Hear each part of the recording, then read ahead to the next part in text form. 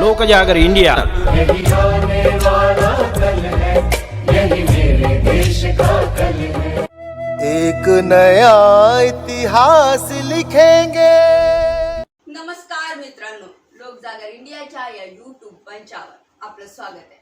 मी संयुक्ता देशमुख, थेट दिल्लीवरून। ज्येष्ठ आणि विशेषतः देशभक्ती चित्रपटांसाठी प्रसिद्ध असलेले अभिनेते मनोज कुमार आता आपल्यात नाही। काल शुक्रवारी सकाळी अभिनेते मनोज कुमार यांनी मुंबईतील कोकिलाबेन रुग्णालयात अखेरचा श्वास घेतला। वयाच्या 87व्या वर्षी त्यांनी या जगाचा निरोप घेतला। अभिनेते मनोज कुमार यांचा मुलगा कुणाल गोस्वामी यांनी मीडियाशी बोलताना सांगितलं की त्यांना म्हणजेच मनोज कुमार यांना बराच काळापासून आरोग्याच्या समस्या होत्या, पण ही ईश्वराची कृपा आहे की त्यांना शेवटच्या काळात फार त्रास सहन करावा लागला नाही। शांततेत त्यांनी या जगाला अलविदा केले। त्यांच्या अंतिम संस्कार उद्या सकाळी 11 वाजता मुंबईतील पवन हंस स्मशानभूमीत होणार आहे। अभिनेते मनोज कुमार यांनी अनेक हिट चित्रपट दिले आहेत, ज्यात उपकार, पूरब आणि पूरब और पश्चिम, क्रांती, रोटी कपडा और मकान यासारख्या अनेक चित्रपटांचा समावेश आहे। इतकेच नव्हे तर मनोज कुमार यांना भारत कुमार या नावानेही ओळखले जायचे। मनोज कुमार यांना 7 फिल्मफेअर पुरस्कार मिळाले आहेत। 1992 मध्ये त्यांना पद्मश्रीने सन्मानित करण्यात आले होते, तर 2016 मध्ये त्यांना दादासाहेब फाळके पुरस्कारानेही गौरवण्यात आले होते। चला आता त्यांचा तो प्रसिद्ध किस्सा जाणून घेऊया, जेव्हा त्यांनी वयाच्या अवघ्या 10व्या वर्षीच आईला उपचार न मिळाल्याने डॉक्टरांची मारहाण केली होती। मनोज कुमार यांचे खरे नाव हरिकृष्ण गोस्वामी असे होते। 24 जुलै 1937 रोजी त्यांचा जन्म आबोटाबाद येथे झाला, जो आता खैबर पख्तूनख्वा पाकिस्तान मध्ये आहे। आबोटाबाद ही तीच जागा आहे जिथे 2 मे 2011 रोजी अमेरिकेने ओसामा बिन लादेनला ठार केले होते। मनोज कुमार जेव्हा 10 वर्षाचे होते तेव्हा 1947 मध्ये त्यांचा धाकटा भाऊ कुकू याचा जन्म झाला। आईची तब्येत बिघडल्याने तिच्यासह 2 मावस भावांना रुग्णालयात दाखल करण्यात आले, पण त्याच वेळी दंगे उसळले आणि सर्वत्र गोंधळ उडाला आणि रुग्णालयातील कर्मचारी आपला जीव वाचवण्यासाठी पळून जाऊ लागले। सायरन वाजवत उरलेले डॉक्टर आणि नर्स भूमिगत होऊन लपून बसायचे। अशा परिस्थितीत योग्य उपचार न मिळाल्याने मनोज कुमार यांच्या 2 वर्षाच्या भावाने रुग्णालयातच प्राण सोडले।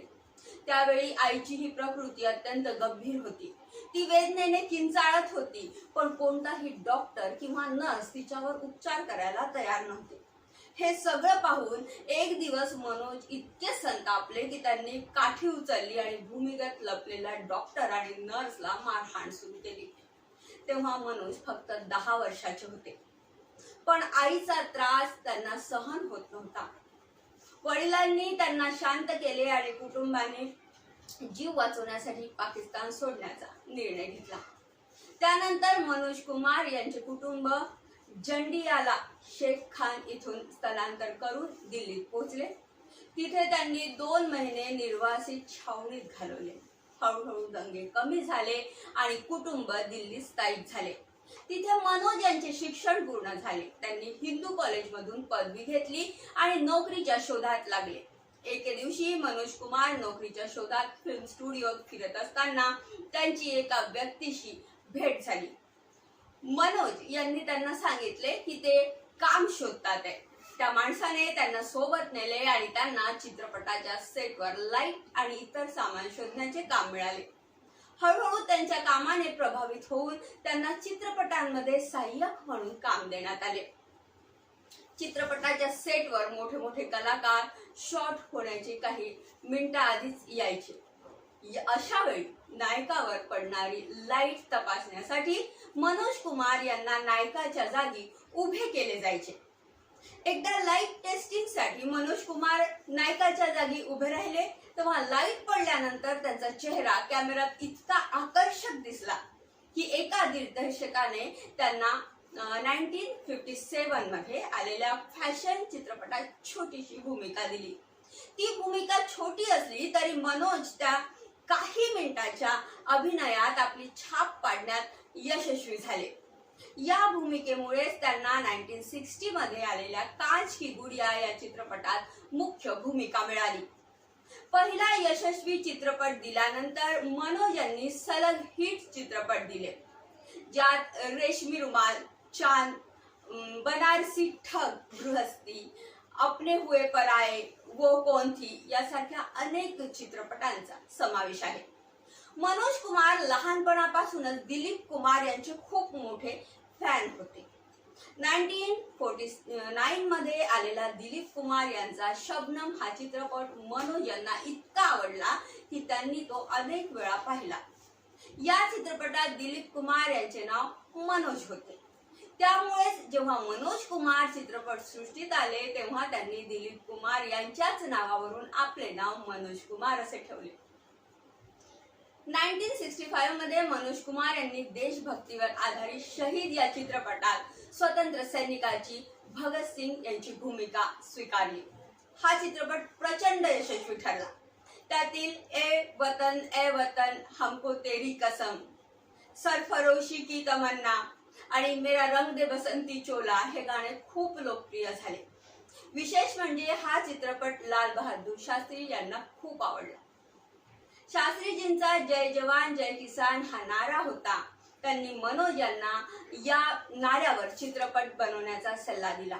त्यानंतर मनोज यांनी उपकार चित्रपट बनवायला सुरुवात केली. त्यांना चित्रपट लेखन आणि दिग्दर्शनाचा कोणताही अनुभव नव्हता, पण एकदा त्यांनी मुंबईहून दिल्लीला जाण्यासाठी राजधानी ट्रेनचे तिकीट काढले आणि ट्रेन मध्ये बसताच त्यांनी अर्धा चित्रपट लिहून काढला. या चित्रपटापासून त्यांनी दिग्दर्शक म्हणून आपल्या करिअरची दुसरी इनिंग सुरू केली. पुढे त्यांनी पूरब और पश्चिम, रोटी कपडा और मकान यासारखे देशभक्तीपर आधारित अनेक हिट चित्रपट बनवले. 1967 मध्ये त्यांनी दिग्दर्शित केलेला पहिला चित्रपट उपकार प्रदर्शित झाला. उपकार हा 1967 चा सर्वात मोठा चित्रपट ठरला.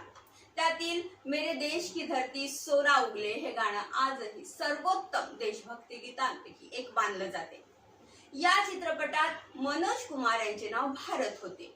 या गाण्याच्या लोकप्रियतेमुळे माध्यमांनी त्यांना भारत म्हणायला सुरुवात केली आणि पुढे ते भारत कुमार म्हणून ओळखले जाऊ लागले. तर हे होते अभिनेते मनोज कुमार यांच्या आयुष्याशी संबंधित काही किस्से.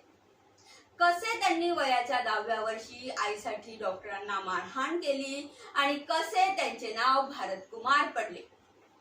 चला तर मित्रांनो, आजच्या घडीला इतकेच. पुढच्या वेळी पुन्हा भेटू एखाद्या नवीन बातमीसह. तोपर्यंत तुम्ही आनंदी राहा, मजेत राहा आणि जाताना व्हिडिओला लाईक आणि चॅनलला सबस्क्राईब करायला विसरू नका. धन्यवाद. आने वाला कल है, यही मेरे देश का कल है. एक नया इतिहास लिखेंगे.